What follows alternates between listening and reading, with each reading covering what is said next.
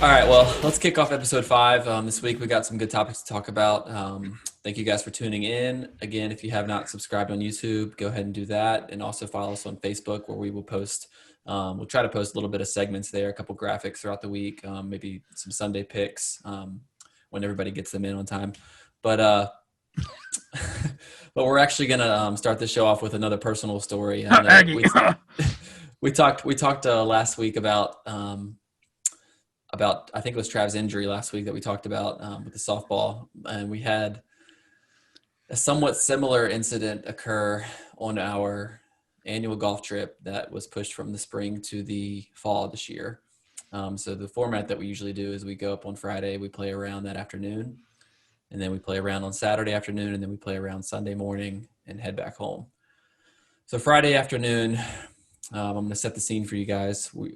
We get there. We're teeing off about 2:00. It's a beautiful day from Pennsylvania. And I think we had gone through 3 holes. We were playing our own balls at that point, standard format. Just come off the par 3 where I got a par. I was excited. My round had kind of turned around. I think I went bogey, par. And then driving to Trav, talking to him about, yeah, man, my game, like if I can just get my putting going, like everything, I'm striking the ball well. And sure enough, out of nowhere comes a flying white object into our cart directly on the run and hits me in a very unfortunate area. You can kind of guess where it hit me, but it immediately caused me to freak out, fall out of the cart, and roll into the fetal position on the side of the tee off box. So I'm going to let a certain person that I wasn't going to throw under the bus give their side and their remembrance of what happened. But let's just say that there will be no 65-35 blame. There is a 100% blame that falls on one person. So go ahead, Aggie. Yeah. So, there's nothing but 100% blame, and it's all on me. Yeah, it was pretty much, I would say it was probably the worst golf shot that I hit all weekend too. It was just unfortunate timing. Basically I was teeing off on the par 3. I think it was about 180, 185, a little bit of a longer par 3. I'm not super great with my irons, especially the long ones. So I have a old, like 1 wood driver, but it's very small. It actually is more the size of a fairway wood in today's golf club sizes. So I used that because that's kind of a good 185 club for me. So I had been, like, lately, just in general, I've been pulling my shots. I'm a lefty golfer, and I've been pulling my shots a lot. So pulling them right, big time, as well as drawing it. So like pull and draw together. So I aim myself left of the green. So just left of the green, there was a greenside bunker on the left, and right to the left of that bunker was a tree, a big tree. So I aimed right dead at the tree because I'm like, I'm going to pull it, and it's going to draw. I'm probably going to be right side of the green if I do that. And if I hit it dead straight, it's going to be right under the tree. I can chip up and down. So I aim right at the tree, and the ball comes off of my club dead left of the tree, and it's slicing left. And just the freakish timing of Juddy driving their cart around the bend and coming up the stretch to where on the other side of that was where the tee box was for the next hole. And just, I mean, we could set this up 1,000 times, and it would never happen the same way again. I mean, a billion times. So, yeah, a billion times. So I see it going that way. We see their cars coming. We yell 4, like me and I think one other person in our group. There was no 4 yelled in my recollection. There was. I didn't hear it. Well, obviously you were driving a cart. Those motors were loud on those carts, and the wind was blowing. I mean, there's no way you were going to hear it. So at first we can't tell from where we're at. It looked like maybe it hit the back of the cart or like the side or something, because you guys kept driving for a minute. So then I turned back around, and then, they were like, oh no, he's out of the cart. And I looked over, and then Jetty was just on the ground, and I was like, oh man. So like, honestly, I was worried at first. I was really like, oh man, I hit him in the head or something. So like, I was like, all right, I'll be right back. So I jumped in my cart, said, I'll be right back. And then I zoomed in over there as fast as I could, went around the corner and got to where they were at. And I was like, he's on the ground. And one of the other guys were playing with him was kind of down there with him, and just kind of like, all right, it's okay, just breathe. I was like, oh no. I was like, so let me ask you something, Aggie. Yeah, at what point in the shot process did you realize, okay, this has a chance to like did it dawn on you like, oh, they're driving towards it? It's looking like it might meet them. Like, at what point were you thinking, oh, okay, this has probably about halfway through the shot? Halfway through the shot, I was like, oh, it's heading kind of towards where they're driving. So that's when I yelled 4. I was like, I mean, I'm not going to yell it. And then the farther it gets closer to it, are you thinking like I'm like, oh man. And then it looks like I couldn't tell if it like skipped and then hit, or maybe it hit the back of the cart. I don't have great eyes. But I mean, from halfway to when it actually hit him, are you thinking more and more as it goes on, like, man, this is looking like it's gonna hit him? I thought it was gonna be close, but I wasn't like, oh, it's definitely gonna hit him. You know what I mean? Because you just can't tell the timing of like, obviously if it's not a moving object, but then the cart's moving too, so you're not really sure where it's gonna sync up timing wise. All right, let me give you my perspective on it. Yeah, I actually was riding shotgun in the car with Juddy, who was driving. First of all, Aggie, get a better freaking 170 club than a driver, man. I really need you to work on your game and learn how to hit a 6-iron or a 7-iron. I took 7-iron on that hole, by the way. I think it was more of a 168, 170, not a 185. 174. Okay, maybe it was playing 180, 185 because there was a slightest of winds against us. I still think it was playing less than 180, but yeah, I need you to work on your game and not hit drivers anymore. That was probably part of the problem. But, I mean, let me just tell our listeners out there, this is not a made-up story. If I was the listener out there listening to this, I would think it was made up because there's no way in a million years that this would actually happen. Like, I understand guys get hit on the golf course. It's very rare. I've never seen it or been a part of it. I've never hit a guy in the 15 years I've been playing. Yeah, but I've never even seen somebody get hit on the course. A cart maybe once or twice, or like a bounce, like a dribbler, like, oh, a bounce twice and hit a cart. But this actually happened, folks. I was riding shotgun with Juddy, and I mean, all of a sudden we're just riding along, and I kind of saw like a white flash, and then heard this like the sound of a ball hitting like fabric, and which hit a little more than fabric, but obviously. And then I'm like, I look over and I'm like, what was that? And Juddy's like, oh, it was a ball. And then he's just like, I'm like, where'd it hit you?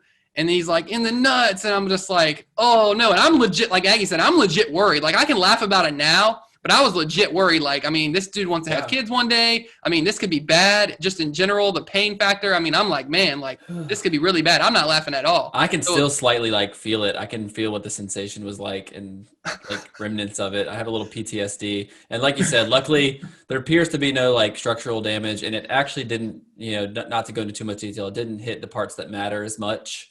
There was some coverage there, so as of now, there is no serious damage. So. Which, when I found that out, I felt a little bit better, and we could continue on with the round, and we did continue the round. Everything went fine after about 5 minutes of Juddy on the ground. But the funniest thing was Aggie coming over there. He felt so terrible. He's like, "Oh man, I'm so sorry, Juddy. I'm so sorry, man. I love you, man. Like, I'm so sorry." And Juddy's like, man, I was like, "I love you, man." And then Juddy's reply is, he finally like gets up from his fetal position. He's like, "How could you hit a ball so far freaking left, man?"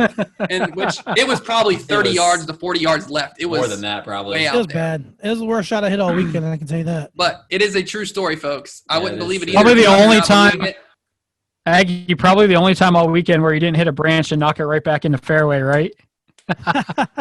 Not quite, but yeah, it was pretty bad. Yeah, well, it was you hit a branch, but not the one he was aiming for. I'm wondering if just sports injuries is going to be our lead segment here. I'm kind of hoping that we don't have one next. It'd be nice to have 1 week now that we don't have to talk about one. Yeah, that would be nice. But now that we got that out of my system and can fully blame Aggie for my injury, 100%, I'll take it. Any lasting effects that may happen or fall on his shoulders. Let's jump into NFL because it was an interesting week. We had a game that was canceled or postponed because of COVID. We had another game that was postponed because of COVID, but did get to play. And we had a couple of good, interesting outcomes. Some closer games with some of the games that we thought might be a little bit more blowouts. Some teams kind of stuck around. So, what did you guys take away from that?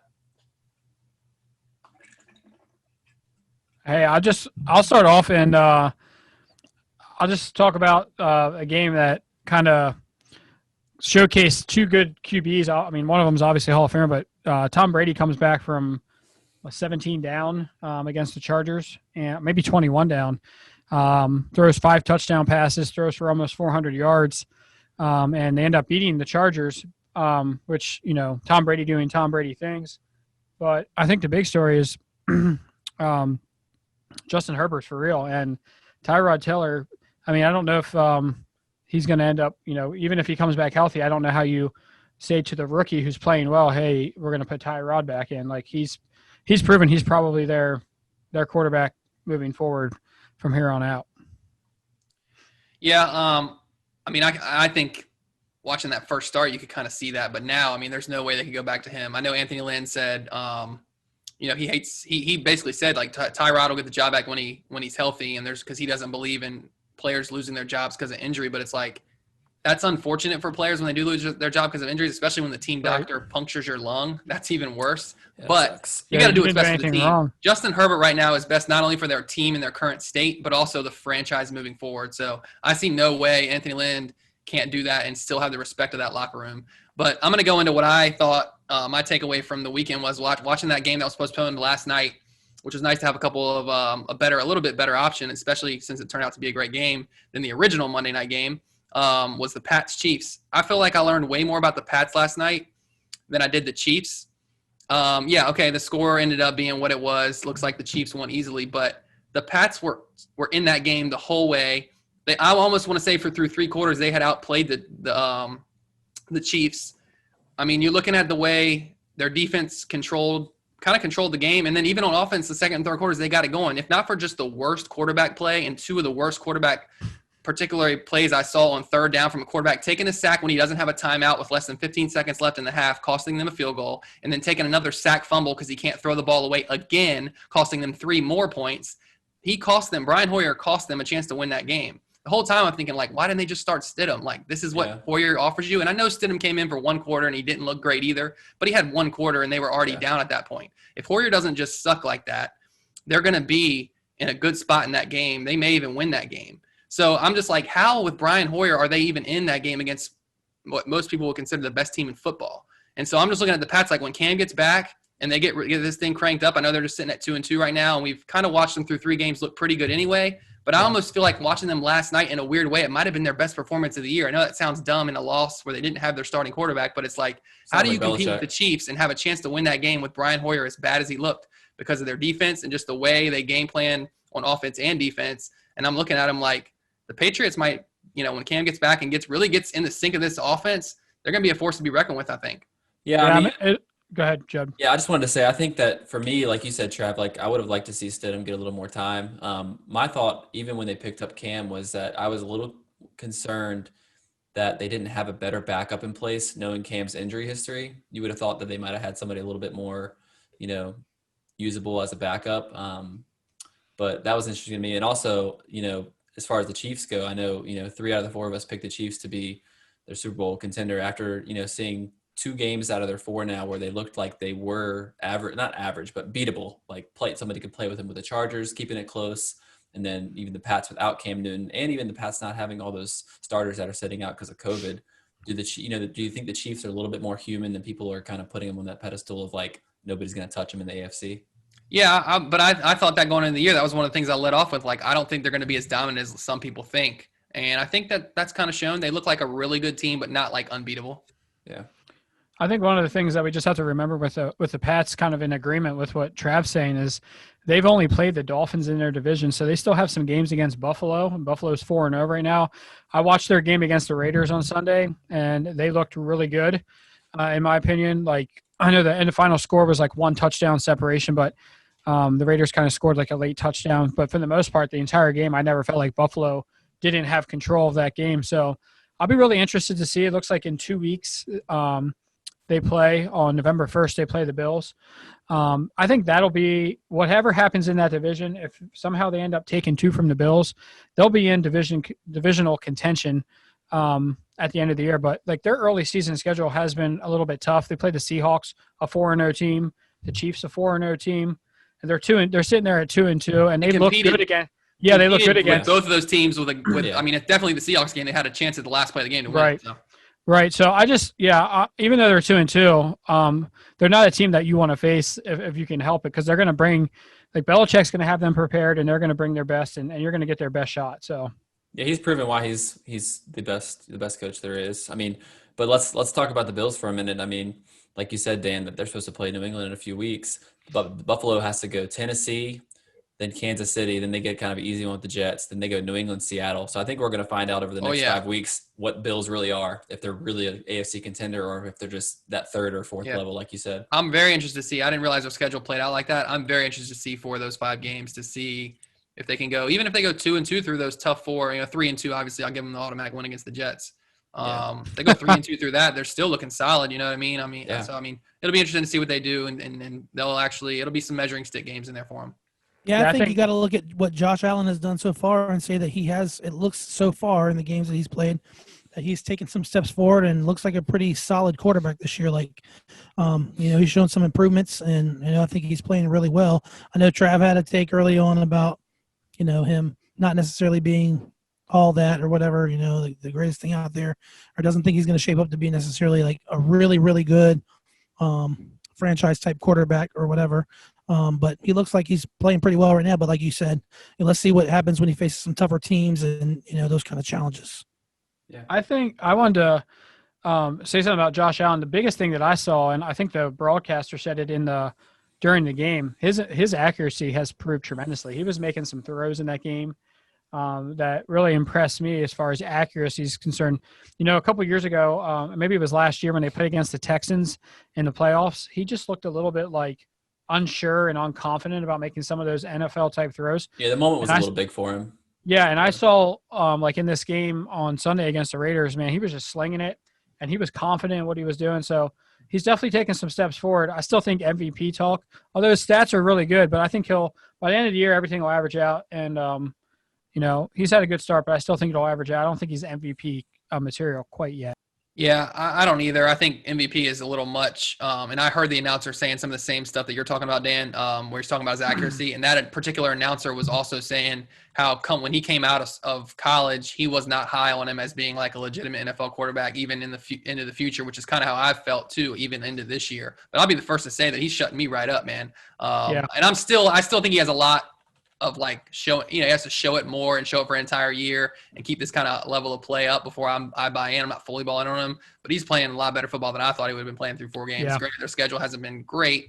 But I guess it hadn't been terrible. So no, we'll see him. We'll see him what he does the rest of the way. I don't think he's going to be in the thick of the MVP discussion, but he's obviously looking to have a pretty good year, and he's definitely doing a lot better than I thought he would. But I'm pretty interested to know, kind of changing topics here, what you guys think about the Bill O'Brien firing. I was a little bit surprised, only because you talk about a guy who's won 4 division titles in his last 6 seasons. And then after 1-0-4 start, you get fired. To me, this has to be directly tied to you trade your best player. Well, I guess maybe you consider Deshaun Watson, and I would say DeAndre Hopkins is better at his position than Deshaun Watson is at his. So you could make an argument as either the best player or just your second best player, best receiver, best playmaker, whatever you want to call him. That good of a player, arguably the best receiver in football. And you make that as the GM. He's the GM and coach now. So he made that decision, not the GM. Right. You make that decision to part ways and you start 0-4. I got to believe if he didn't trade DeAndre Hopkins and made some of the other trades that because he's leveraged a lot of their draft picks. They have no draft pick, no first or second round pick coming into the draft. Their salary cap is over already as well. So I got to believe that's directly tied to why he got fired after just 1-0-4 start when he's been 4 division titles in his last 6 years. It kind of reminds me of what Chip Kelly did when he came to Philly, and he like pretty much demanded that he would be the GM and the coach. And so Howie Roseman there was a power struggle, and Howie Roseman had to kind of back away for a few seasons. And then Chip brought in that conditioning program, and he went and he drafted some players, and we all know how that turned out. But it's. I think anytime you have the GM and the coach, it's never a good combination to me. I think it has to be the right person, like a Belichick and Andy Reid. Yeah, those type of guys, they're a little bit like. You earn that right. You don't just jump into it because you're a new coach who has some leverage. I'm interested to see who's going to want to take that position because they have some talent, but like you said, no salary cap to work with, no draft picks to work with. You got to go in knowing that whoever they hire, you got to figure they're looking for somebody for the long haul who they can bring in that's going to want to be there to do an overhaul. When they're looking for 2 people, probably. You know what I mean? Now, I hope so. You had one guy, so now they're probably going to go, we need to find a really good GM and we need to find a good head coach. Yeah. They got rid of Rick Smith, man, and I always just was like, I thought he did a really good job, and you see what he's doing in Minnesota now. Granted, they're having kind of a down year, but they're always like he's a good GM, and so for them to get rid of him, It kind of told me something So- about Bill Yeah, they O'Brien's probably got request. they probably got two hires to make now, obviously, because I mean, typically you're going to hire a GM separate from the coach. I mean, sometimes obviously it's both with some guys, but I doubt obviously it'd be two things there. My question is this to you guys: watching the second game last night, and you're thinking, okay, now Atlanta's 0-4.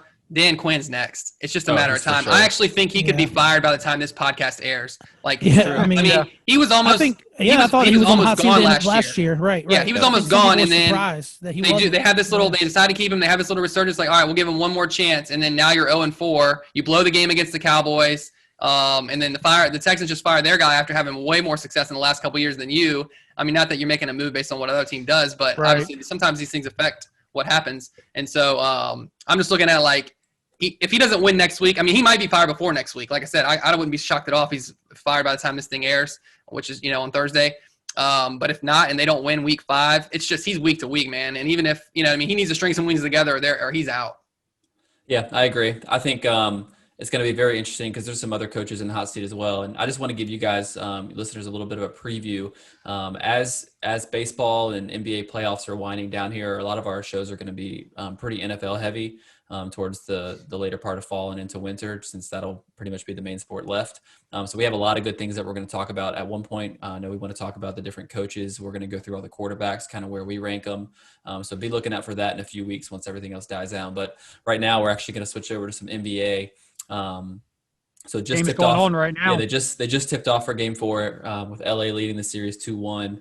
There is some surprise that Miami won Game 3, but do you guys think that they really have enough to make it a competitive series? I'm not talking just like a 6-game series where the Lakers win, but like a real competitive where games get close, because it looks like the first 2 games LA kind of dominated, obviously.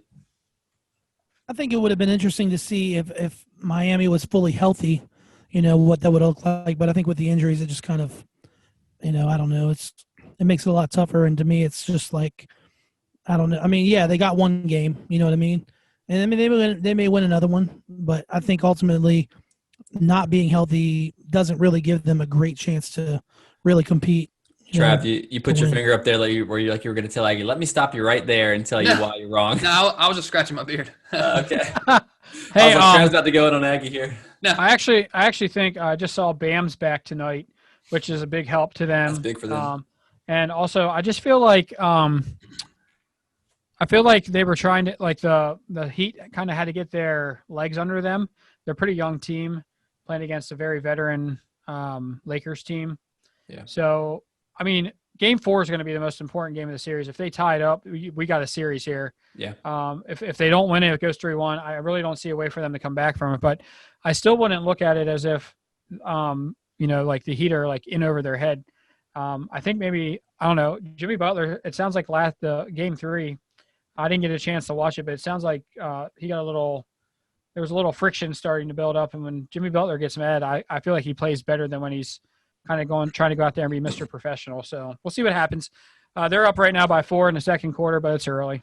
Yeah, I like the Tyler Harrow memes going around with him doing his attempt at the Kobe face after they won the last game. That was stupid. That was dumb. Good for Tyler Harrow. He's not anything yet, but I mean, I know he's been a good young player, but I'm just, if that was his attempt at trying to be Kobe, I mean, come on. But I think one of the topics from this might be, is AD the better than LeBron? Like, is AD like the best player on the Lakers team? Who wins Like, MVP? yeah, that might be the only thing to talk about, because I don't think there's going to be much to be talked about for a series. I expect the Lakers, they got the one game where like Jimmy went off and kind of took over to probably like make sure, we got to get one. And that's just because of injuries. I said last week when we talked about, like, I really felt like he could give them, when healthy, a good run here in the 6 or maybe even 7 games. I didn't see him winning it, but maybe an outside chance that they could win it. But now I just don't even know how they can compete, man. I expect the Lakers to win in 5, and it's a shame. It's going to be one of the worst finals, probably, in my opinion. That's how dominant I expect the Lakers to be in these next 2 games and just close it out in 5 that we've seen in however long, because it's going to be a short series. I don't think the games are going to be that competitive overall. Like Aggie said, the first 2 weren't so much, and then they get their win in a pretty good game in Game 3. But yeah, I just think with those injuries, they were already a pretty good underdog, and with those injuries to 2, a lot of that too was Jimmy guys. Butler. Jimmy Butler taking over, and like if they just decide to turn him off, to shut him down, then I mean other guys got to step up, and they're, like you said, Dan, they're a young team, so we'll see. And We'll even see what Jimmy happens. Butler wasn't perfectly healthy in the second game. He rolled his ankle in the first game, so he wasn't good at Yeah. the end of that one. He wasn't 100% in the second game, so they're struggling. Yeah, I see it. Your mic's muted, Dan. Yeah, we do have to talk about Doc Rivers going to Philly real quick. I think that's a good sign. We kind of talked about that last week a little bit, but I'm pretty pumped to see what happens. I don't know if there's anything. The older I get, the more that I see. I don't know if there's anything to like these more disciplinarian guys coming in. Like Tom Coughlin was back in the Giants. Yeah. But if anyone's going to get through to this group in Philadelphia, the Ben Simmons and Joel Embiid, Doc Rivers is going to be, and if he can't get through, I feel like then they are what they are, and that's They're the gonna best have to they're start going to be. shopping. They're gonna have to start shopping their players out. Yeah, if that's exactly. gonna So get this is people. I agree. If Doc can't do it, I don't think anybody can. And yeah, you heard it here first, man. Doc to the Sixers. Remember last Yeah, week? you did. You did. You did. You predict said that. Yeah. Yep. Yep. Now I So- think he so- can do great things. They got a lot of talent on that team, and I think if they have the right coach, I mean, yeah, he's got tons of credibility to come into the locker room and just I mean, they were like you said. They were command the attention and a respect. So they were a favorite of the East even before they had Doc, and now having Doc gives them the coaching edge as well. So Right. it'll be interesting to see how that plays out next year. Hopefully with a regular season, depending on when they start basketball this year. But switching gears into baseball, we are already into the division series. It feels like it moved really quick, which I guess it did. A lot of the favorites right now seem to be kind of handling their business in their series. What do you guys thought so far of the format and like kind of how it's played out?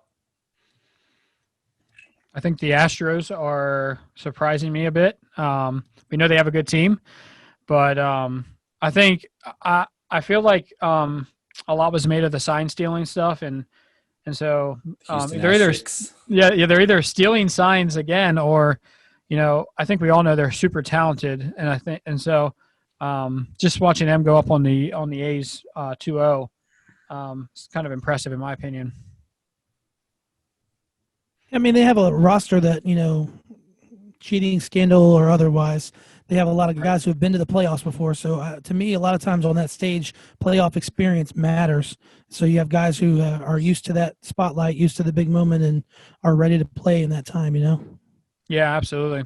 Yeah, I'm sure it'll get a lot of discussion the farther they get along into all this business with being drummed back up about their past. But to me, they got lucky. Being drummed back up. Was that pun intended? No, it wasn't. But it worked out. Thanks for It pointing worked that out. out. But it was not. I will not try to take credit for that. Even when you try not to be funny, I wasn't. You are I was funny. not smart enough to think of that pun. Hilarious. But I think they got lucky that they didn't get the 8 seed like they deserved, and they would have had to play the Rays. They kind of got, I feel like, a little bit of a soft draw. The Twins, 3 seed, but they're not. Were the Twins really all that strong? And now they're playing the A's, or the A's were that strong, and then the Rays and the Yankees have to play on the other side against each other, and the Stros kind of, I feel like, luck out on the draw there. So Yeah, I wasn't they're a taking a fan little of bit of the benefit there. So I'm more interested in that Rays Yankee series to see how that plays out. I know that game's going on right now, and the Yankees took the first game with Cole. I know a lot of people were saying the Yankees had to have that first game with Cole on the mound, and then the Rays have a couple of good power arms still left in games 2 and 3. So we'll see how that plays out if they take the edge and get up 2-1 or even down 2-1, or maybe who knows, maybe the Yankees take full control. So I'm interested in that series there. I think that's kind of the feature AL series right now. And then I was happy to see the Braves get the dub there in game 1. Yeah, I was anytime the Marlins make the playoffs, you got to watch out for them because they don't make it that often. But when they do, they seem to win the World Series. Yeah, 2 World Series and very few playoff appearances. Yeah. So 20 years. It kind of made me mad that they had to play the Braves because me and Juddy were talking last week about how we kind of were pulling for the Braves to take it, and I was like, oh man, now they got the Marlins got to go play the Braves now. I can't root for them, but I like the Braves because I think it's just because to me it's still I don't know any of the players in the Orioles right now because they're so bad and rebuilding and everything. So for me, I still live in the past with the O'Days and then Nick Markakis. Yeah, so I pull for them. I'm like, okay. You still have Brock? Is Brock still on the Braves? I don't know. Didn't they have Gossman too? So they pitched today, and they had Gossman. They had Gossman. I don't know if they still have him either. I heard he didn't do well with them, so maybe they got rid of him. We basically just shipped all of our players to the Braves. It's like the NHL when they used to call the Kings the Flyers of the West. It's like the Braves are the Orioles of the NL. You know what I mean? We just shipped all our players over Baltimore South. Yeah. We'll definitely have more to talk about. I don't know I guess the championship series should be happening next week when we record the podcast. Yeah, because so that'll be cool to see right now. Yep. And some of the games have already 2 games deep as well. But that pretty much covers our MLB. What we do want to do before we finish the show is, one, I want to thank our sponsors, Pies by Ty. Make sure if you guys didn't check them out in the market, to check them out on Facebook and Instagram and get you guys some pies. And then also Empowered Creative, who is working to turn your website visitors into customers. Visit them at empoweredcreative.co.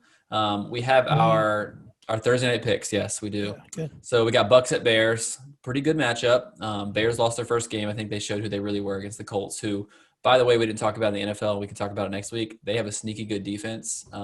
They could be a sneaky good team as well. But Bucks at Bears. I got my money on the Bucks. Brady by a touchdown or two. Yeah, give me the Bucks. Give me the Bucks in this one, like 27-14. I feel like the Bucks will make that Bears offense look like what it is, which isn't very good, and the Bears offense will make the Bucks defense look good. Although the Bucks defense is decent anyway. So yeah, give me the Bucks. And how about a decent Thursday night matchup for once? Yeah. Yeah, I'll take the Bucks also, like 23-13. Yeah, I'm gonna go with. You know what? I'm gonna go with the Bucks. But I think it's gonna be like 21-20. I think it's gonna be close. Okay, not a bad pick. It'll Well, be a we'll see good what game, happens. though. Yeah, it should be good. It's at least something to watch on Thursday night. That's not. Yeah, it's gonna be a good game, but I just feel bad. Like the Bucks lost Godwin now for a little bit. They lost Yeah. OJ Howard for the season. Evans is still nicked up too. I think he's He's got like one leg he's running on right now. So I think Doesn't we're all stop just him. happy it's not Jets Broncos, Yes, or Yeah. Bengals, Browns, or Yeah. Dolphins, Jags. I'm just happy that all the above. Mike, at least Mike Evans has an excuse for why, he's not like, he still had a pretty productive game, like even with like one. Hey, this week's delay of games and everything like that with injuries actually got me back to 2-2 in fantasy. So I'm not complaining too much. Aaron Rodgers did work for me. But yeah, that's gonna wrap up our show. Thanks you guys for watching, and be sure to subscribe on YouTube and make sure that you follow us on Instagram and Facebook. And we will see y'all next week.